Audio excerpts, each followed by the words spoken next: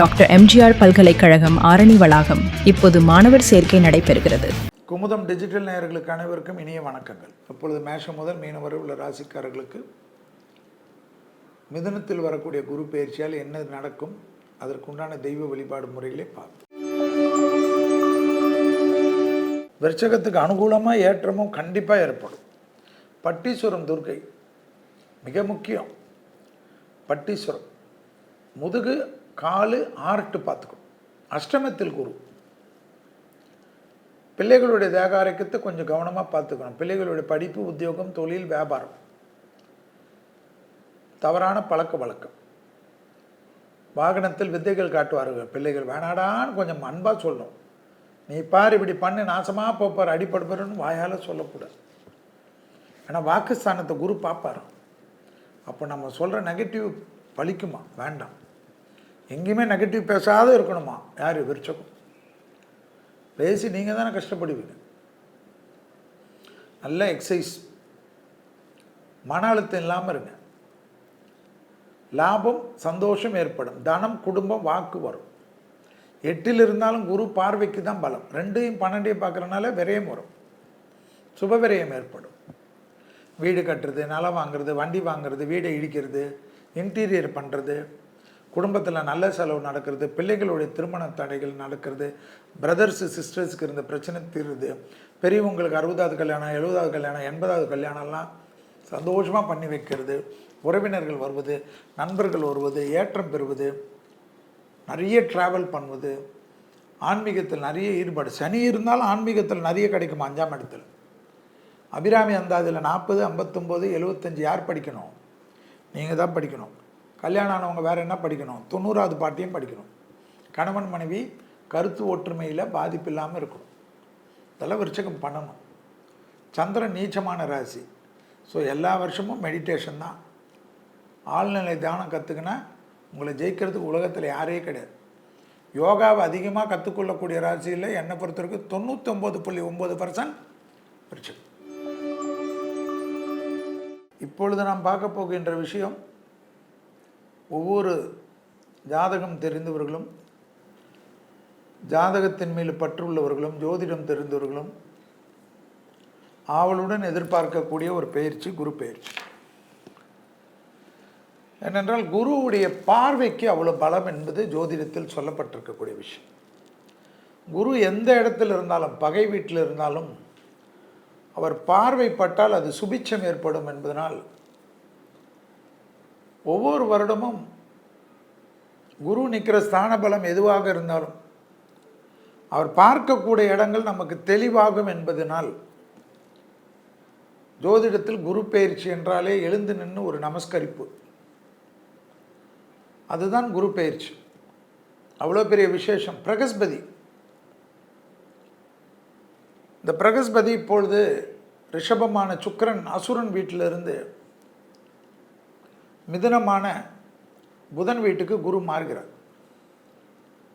மிதுனத்துக்கு குருவானவர் பாதகாதிபதியாக இருந்தாலும் அங்கிருந்து தன்னுடைய விசேஷ பார்வையாக 5ஆம் பார்வை துலா ராசியை பார்க்கிறார். அதி அற்புத அடுத்த விசேஷ பார்வை தன்னுடைய 9ஆம் பார்வையாக கும்பத்தை பார்வையிடப் போகிறார்.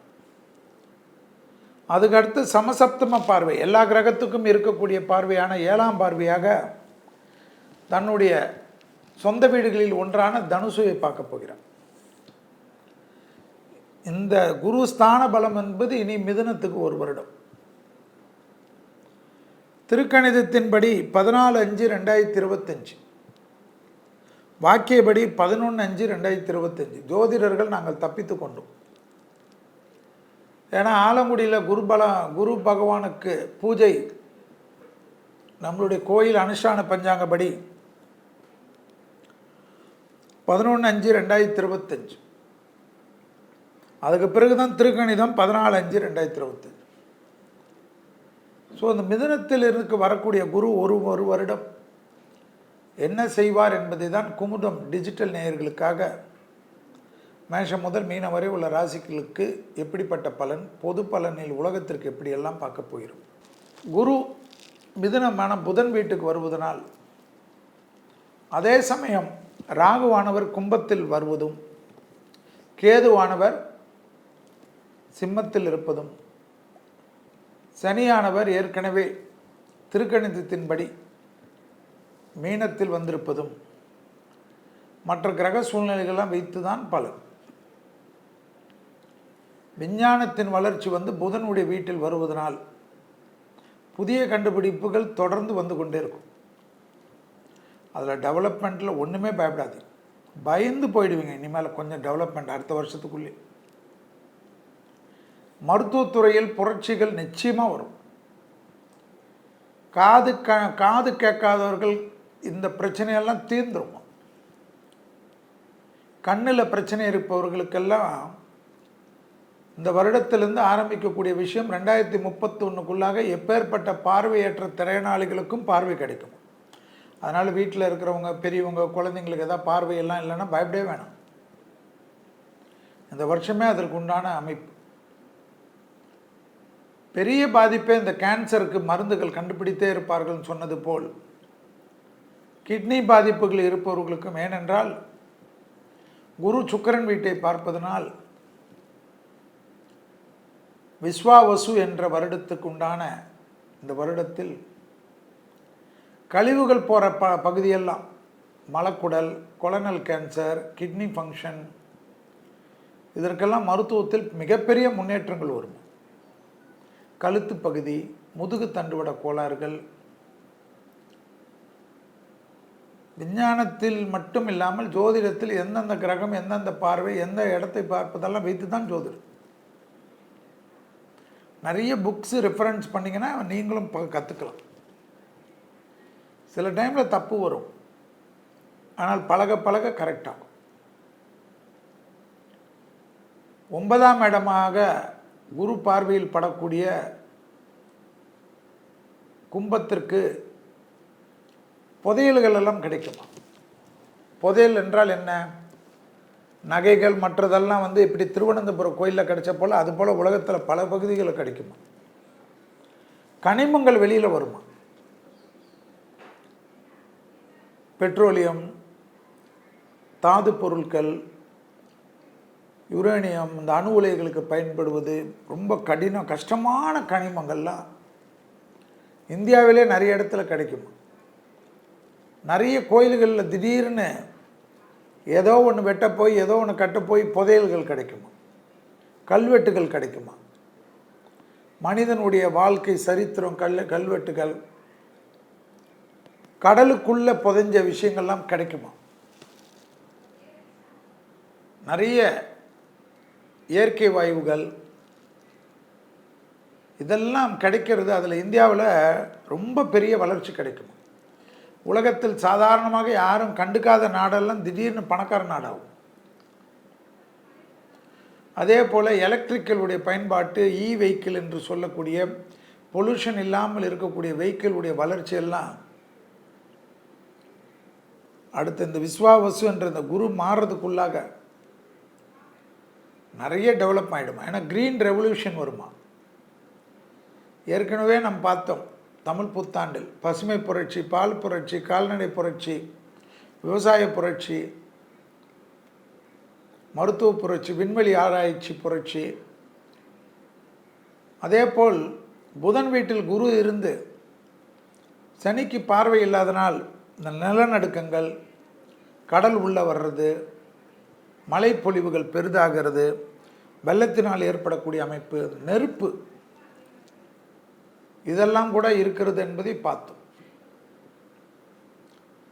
கடல் பகுதியில் இருக்கக்கூடியவர்களுக்கெல்லாம் நிறைய வேலை நாடுகள்லாம் எப்படி அந்த திட்டங்களுக்கு, சட்டத்திட்டங்கள், வீடு கட்டுறதுலேருந்து எல்லாமே 1% ஒரு சின்ன ஒரு கல் கூட எக்ஸ்ட்ரா இருந்தால் ஒத்துக்க மாட்டாங்களாம்.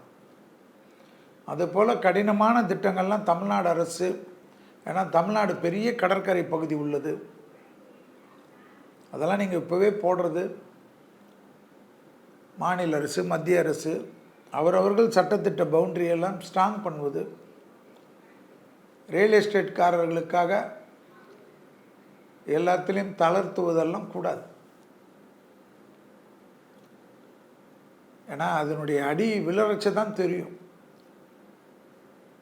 கடற்கரை ஏரியாக்கள் நிறைய பாதிப்புன்னா, நான் தமிழ்நாடுக்காரன், தமிழ்நாட்டை பற்றி தான் பேசுவேன். சென்னைக்காரன். கேரளா வரைக்கும் விழுமா, மகாராஷ்டிரா, குஜராத்து, எங்கெல்லாம் கடல் இருக்குதோ அந்த பகுதியெல்லாம் பாதிக்குமா. ஸோ ஒரு பக்கம் வளர்ச்சி, ஒரு பக்கம் இயற்கை சீற்றுதல்கள் என்ற குரு தாண்டவம் ஆடக்கூடிய அமைப்பு, மற்ற கிரகங்களுக்கு குரு பார்வை இல்லாதனால் ஏற்படக்கூடிய பாதிப்புகள், 2 செவ்வாய் வீட்டுக்கும் குரு பார்வை கிடையாது, அதனால் நிலத்துக்கு பாதிப்புகள், இதெல்லாம் பார்க்கணும். இதெல்லாம் ஏற்படக்கூடிய காலகட்டம். பெரிய ப்ராப்ளமே சனியுடைய அதிச்சாரங்கள், 5 கிரக சேர்க்கை, இந்த கிரக சேர்க்கை, எல்லா கிரக சேர்க்கை, உலகம் முழுவதும் இருக்கக்கூடிய அரசியல் தலைவர்கள், பிரபலமானவர்கள், தொழிலதிபர்கள், திரைத்துறையினர், மியூசிக் துறையினர், ஸ்போர்ட்ஸ் டிபார்ட்மெண்ட், இராணுவத்துறையில் இருப்பவர்கள் எல்லாம் தங்கள் பாதுகாப்பை பலப்படுத்தணும் என்பது தான் மிதனத்தில் இருக்கக்கூடிய குரு பெயர்ச்சியுடைய தலையாய் கடமை. ஏனென்றால் குரு வீட்டில் சனி இருப்பதை ஞாபகத்தில் வைத்துக்கொள்ள வேண்டும். குருவானவர் பாதகாதிபதி இடத்தில் நிற்பதையும் ஞாபகத்தில் வைத்துக்கொள்ள வேண்டும். இதுதான் அதனுடைய தத்துவம். தீவிரவாதத்தின் அச்சுறுத்தல், மத மோதல்கள், இன மோதல்கள் உலகம் முழுவதும், ஏதோ இந்தியாவில் வரப்போகிற மாதிரி பேசாது. வளர்ந்த நாடுகள், வரி விகிதத்தால் பயங்கர பாதிப்புகள். அது வரின்னு நம்ம சொல்கிறச்சு யாரும் நம்பலை. 2 வருஷமாக கத்தின்னு இருந்தோம். ட்ரம்ப்பு போட்டவுடனே தான் வரியை பற்றி எல்லாருக்கும் தெரியுது. எல்லா லெவல்லையும் சிக்கல்கள். ஃபாரின்லாம் இந்தியாவே எவ்வளோ பெட்டருன்னு ஆகிடும். நிறைய ராபரிகள் ஆகிடும்.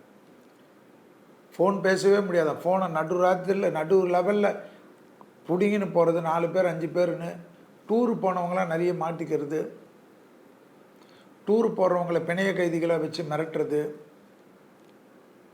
ஸோ பார்த்து எந்தெந்த நாடு சேஃப்டி இருக்குது எல்லாம் பார்த்து டூர் எல்லாம் போகலாம். இதை போனால் ஒன்றும் ஆகாது அப்படிலாம் போய் மாட்டிக்காமல். ஏன்னா பணம், வேலை வாய்ப்புகள் பிரச்சனை. மிதுனத்துக்கு குரு வந்தாவே வேலை வாய்ப்பில் என்னுடைய ரிசர்ச்சில் நான் பார்த்துட்டேன். 12 வருஷத்துக்கு முன்னாடி கூட வேலை வாய்ப்பு நிறைய பேருக்கு பாதிக்கும். நிறைய வேலை வாய்ப்பு இல்லாமல் கஷ்டப்படுறது. ஸோ உங்களுடைய இதெல்லாம் சுருக்கிக்குங்க.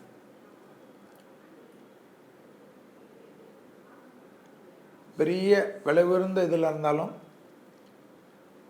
கொஞ்சம் எப்படி சுருக்கி வாழ்கிறது இதெல்லாம் கற்றுக்குங்க. எல்லாம் மனுஷன் கற்றுக்கினது தானே. நம்மளுடைய வசதிகளுக்கு ஏற்றவாறு மாற்றிக்கிறது. வசதி இருந்தால் பிரச்சனை இல்லை. கடனில் ரொம்ப ஜாக்கிரதையாக இருக்கிறது, இதெல்லாம் கவனமாக பார்த்து கொள்ளக்கூடிய காலகட்டம் இந்த குரு பயிற்சி.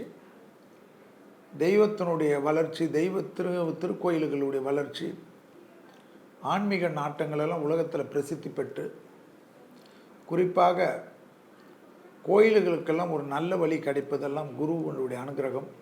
ஏன்னா குரு தனுசை பார்ப்பதனால், குரு வீட்டை பார்ப்பதனால். அதே போல் பெரிய ஆன்மீக ஃபாலோவர்கள் இருப்பவர்களுடைய தேக அறைக்கெல்லாம் கொஞ்சம் கவனமாக பார்த்துக்கணும்.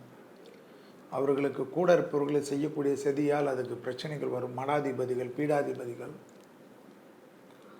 இதெல்லாம் பார்த்துக்கொள்வது நன்மை. டாக்டர் எம்ஜிஆர் பல்கலைக்கழகம் ஆரணி வளாகம் இப்போது மாணவர் சேர்க்கை நடைபெறுகிறது.